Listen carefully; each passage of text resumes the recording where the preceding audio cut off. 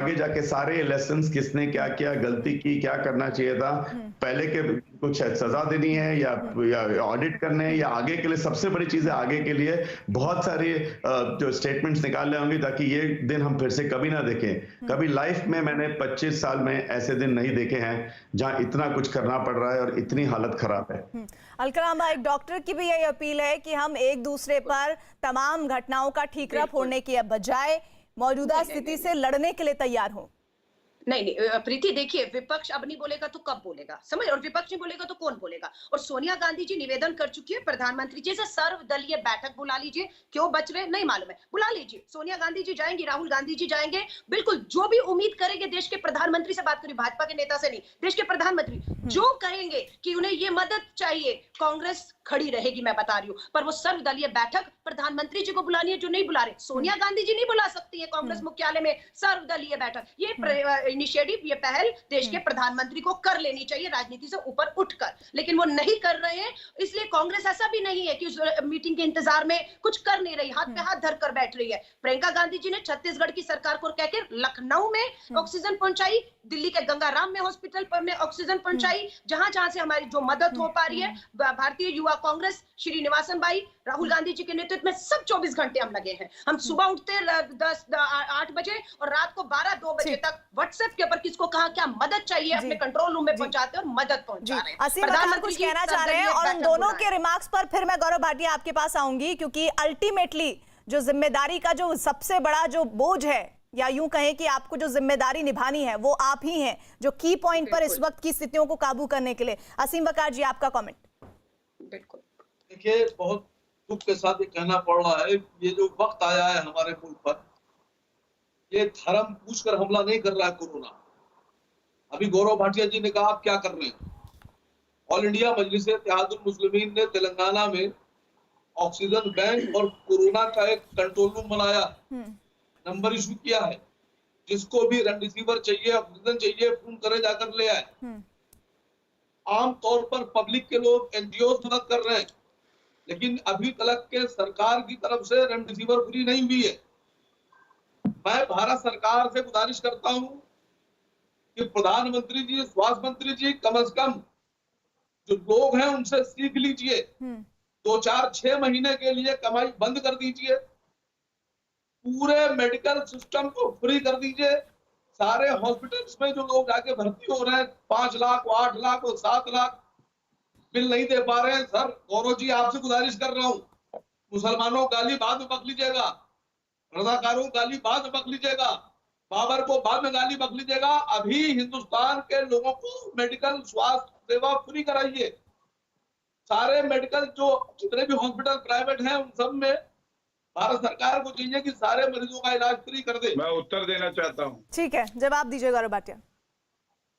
देखिए, पहले तो डॉक्टर साहब ने जो बात कही, मैं उनका आभार व्यक्त करता हूं, उनको सैल्यूट करता हूं, क्योंकि वो इस बात का प्रतीक है किस तरह से डॉक्टर्स ने, नर्सेज ने अपनी जान पे खेल के सभी भारतीय नागरिकों की जान बचाने का प्रयास किया है। और सही बात है डॉक्टर साहब, भारतीय जनता पार्टी नरेंद्र मोदी जी के नेतृत्व में ये सुनिश्चित करेगी कि चाहे बेड हो, ऑक्सीजन हो, दवाइयां हो, ये पर्याप्त मात्रा में हो, और प्रदेश सरकारों के साथ भी काम करेंगी। आपकी जिम्मेदारी ये नहीं है, आपकी जिम्मेदारी पेशेंट्स को बचाना है।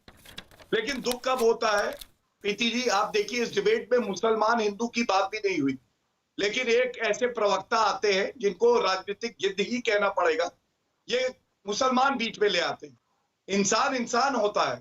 क्या रजाकार आप पहले बीच में ना बोले, प्लीज बीच में ना बोले। रजाकारों की बात आपने पहले की थी बीच में, प्लीज बीच में ना बोले। मुसलमानों की बात आपने पहले की थी बीच में, प्लीज चुप करिए। आपके सवाल उन्हीं से हो गई थी। मैं आपसे गुजारिश कर रहा हूँ, बाद में गाली बक लीजिएगा हमको। ठीक है, ठीक है, उनको बोलने दीजिए। बीच में लाए थे, किसी ने इस शब्द का इस्तेमाल नहीं किया था हिंदू मुस्लिम का, ये गौरव भाटिया ने सबसे पहले इसका इस्तेमाल किया था और पूरी डिबेट को राजनीतिकरण और धर्म की तरफ ले जाने की कोशिश की। ये तो हम थे कि वापस मुद्दे पर आए, वापस मुद्दे पर आए। ठीक है, कोई जवाब नहीं दिया इन्होंने। आप ही लोगों के सवालों के जवाब लेने गौरव भाटिया से, आप ही के लोगों के सवालों के जवाब लेने हैं गौरव भाटिया। धन्यवाद। तो ये जो हिंदू मुस्लिम कर रहे हैं, इनको कायदे से कहिए कि चुप रहें और सकारात्मक बात करने दें।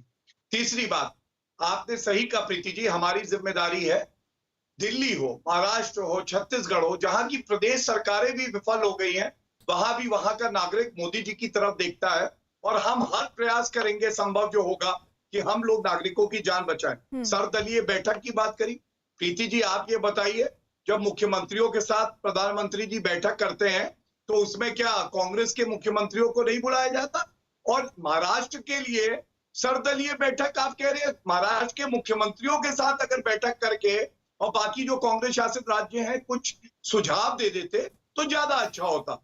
और मैं एक बात और कह दूं, पीएम केयर फंड की भी बात आई थी, ये वेंटिलेटर झारखंड भेजे गए थे, मेरे हाथ में न्यूज है, 60 है, इनको धूल लगी हुई है इनका। फिर देखिए चुनाव जीतेंगे तो टीका लगेगा। क्या ये क्या गलत बात पूछी मैंने कि आग लगा रही है? की सरकार नहीं है, वहां टीका नहीं लगेगा या टीका ही नहीं लगेगा। आग क्यों लग रही है?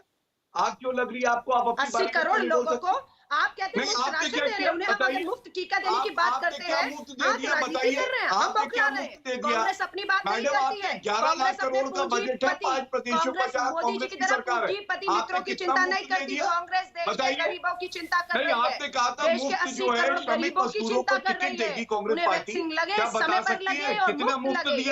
कांग्रेस राहुल गांधी जी की चिंता ये है, मोदी जी की चिंता होगी मैं मेरे पूंजीपति मित्र, मैं मेरे पूंजीपति मित्र। खून किसके हाथों में? कांग्रेस के हाथ पे खून लगा है, आपको पता है? कांग्रेस अगर बोल रही है तो देश के गरीब लोगों के लिए बोल रही है, उन 80 करोड़ लोगों के लिए बोल रही है जिनके पास खाने को राशन नहीं है, उन्हें आप टीका दे रहे हैं। 400, 600, 1200 मुनाफाखोरी का कोई समय होता है? ये राहुल गांधी ने वैक्सीन लगाया है, लूट मचा दिया, या भ्रम फैला रहे? खामोशी से बैठे राहुल गांधी ने वैक्सीन लगाया, उत्पादन छत्तीसगढ़ ने तो कहा था हमें चाहिए होंगे। शर्म कीजिए, भारत सरकार क्या कर रही है? मुनाफाखोरी, पीएम केयर फंड में पैसा लेंगे और छोड़ देंगे करने में लगे और मोदी जी कोविड को परास्त करने में लगे। और ये बात लिख लीजिए, जब भारत का इतिहास लिखा जाएगा ना, कांग्रेस पार्टी को शून्य मिलेगा, शून्य। आप चुप नहीं बैठेंगे, देश की लड़ाई है, देश के गरीब की लड़ाई है, लड़ेंगे, आवाज उठाएंगे। विपक्ष का यही धर्म है, सरकार को आईना दिखाते रहना, गरीब की आवाज बनकर बोलते रहना। बिल्कुल राहुल गांधी जी गरीब की आवाज बनकर बोलेंगे, सरकार को आईना दिखाएंगे, जहाँ हमारे सुझावों की जरूरत है सुझाव भी देंगे। हमें को देना चाह रहे हैं इस डिबेट में डीके गिरी बुला चुके हैं, डीके गिरी एक बार टेबल का भी ना निकाल ली। डीके गिरी जी। हाँ जी प्रीति जी, एक थोड़ा बैलेंस डिबेट करिए। गौरव भाटिया को जवाब देने के लिए 5 बार बुला लिया क्योंकि बीजेपी से हैं, हम लोग सब बैठे हैं। सवाल उन्हीं से उठ रहे हैं, विरोधी सब उन्हीं के हैं, तो जवाब किससे लिया जाए? नहीं जवाब तो देते ही नहीं है वो, दूसरे को जवाब कोई देते नहीं। शुरू से लेकर अंत तक आपकी सुई गौरव भाटिया पर ही अटकी रहती है। एक मिनट, एक झूठ उनका मैं सुनाता हूं आपको।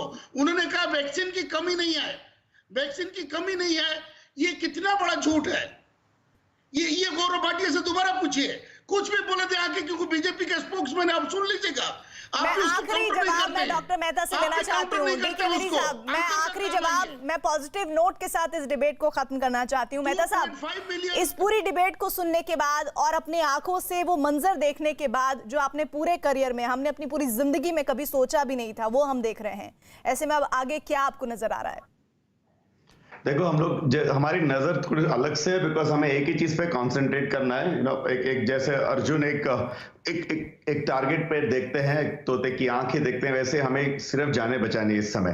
2 ही चीजें हैं, हेल्थ केयर को बरकरार रखो, जाने बचाओ, प्रिवेंशन करो, और ये सारे लेसन्स लेके आगे ध्यान रखो कि ये ना हो।